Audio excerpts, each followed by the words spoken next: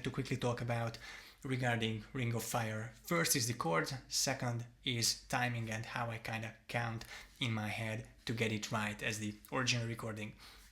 Now, regarding the chords, they are quite simple in a sense that this song only uses your usual 3 blues chords: G, C, and D. And of course we are in open G tuning, so you can get those with your barred chords, barred chords with a slide at the 5th and the 7th fret. But that's not how I'm playing them. I like to use these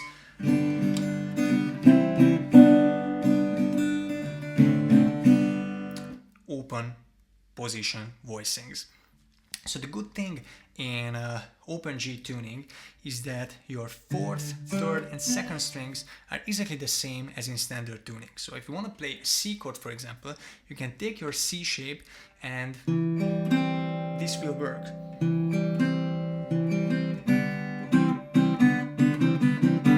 That way you can already play a bunch of Rolling Stones songs. But your 5th string is tuned down to G from A, so that's 2 semitones below, which means that your C note from the 3rd fret moved up 2 frets, 2 semitones up here. And it doesn't really make sense to play a C chord like this. So what usually people do is just skip, not play that bottom C note on the A string, or well, now it's a G string, so the 5th string. So you're not really playing the 5th or the 6th string with your C chord.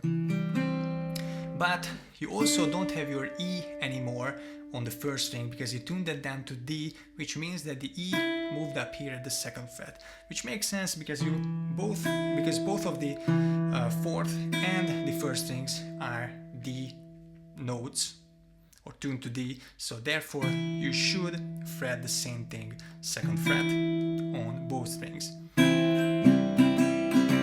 And this way you get your C chord. And this is what I'm playing here. And then the D chord is is a D7 in this case, but you could make it a D by using your pinky instead. So basically in open G tuning you have 3 open D strings, the 6th, 4th and the 1st one.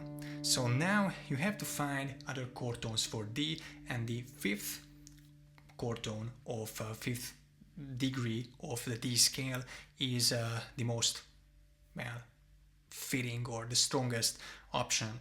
And you got 2 G strings. If you fret them both on the 2nd fret, so 2nd fret at the 3rd string, 2nd fret at the 5th string, you get an A note. That is the 5th of the D. So that way you already have a pretty strong D chord. But if you pick through all the strings, you will notice that we have an open D ringing as well, which would make it, or which makes it, a D6th chord, which doesn't necessarily sound great in this context. So what you can do is you can use your pinky on the 2nd string, 3rd fret, to get a D note. That way you're doubling up on this open 1st string.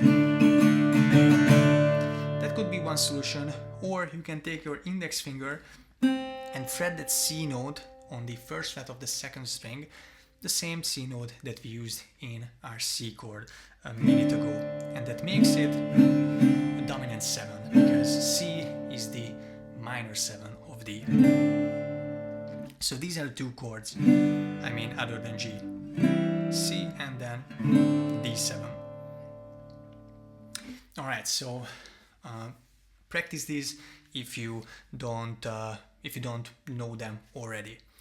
If you're ready for breaking down, the timing is simpler than you think. You might have noticed that there are 3 4th bars notated in the tab, but no reason to worry because the song is in 4/4 basically, so it has a strong 4/4 feel. It doesn't have that waltzy 3/4 feel. They are just skipping a beat here and there. And the way I like to count it is I do not count for the trombone or trumpet melody. So this part I'm not even counting. I just have it in my musical memory. I can picture it in my head, and that usually helps when you're learning or playing a song. 1, 2, 3, 4. 1, 2, 3, 4. So at the exact moment I stop the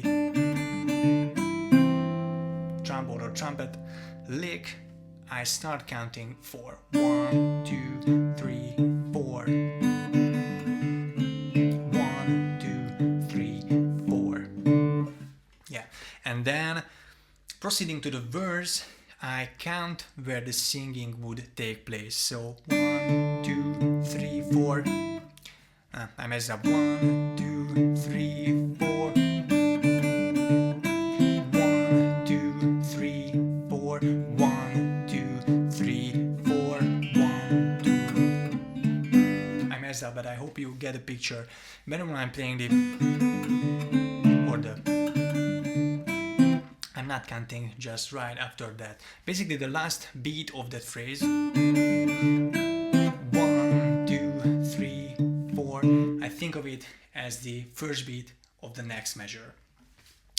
So that's basically how I approach playing this song and how I try to get the timing right, as Johnny Cash and the band did on the original recording. So I hope you enjoy this lesson. Let me know how it goes. Of course, if you have any questions, don't hesitate to ask me either here on the comments or obviously on Patreon as well, because of course you can get the tab or download the tab in PDF and Guitar Pro 6 format over at patreon.com/blueswillismusic. And I think you got everything. If you're not, message me. Thank you for watching.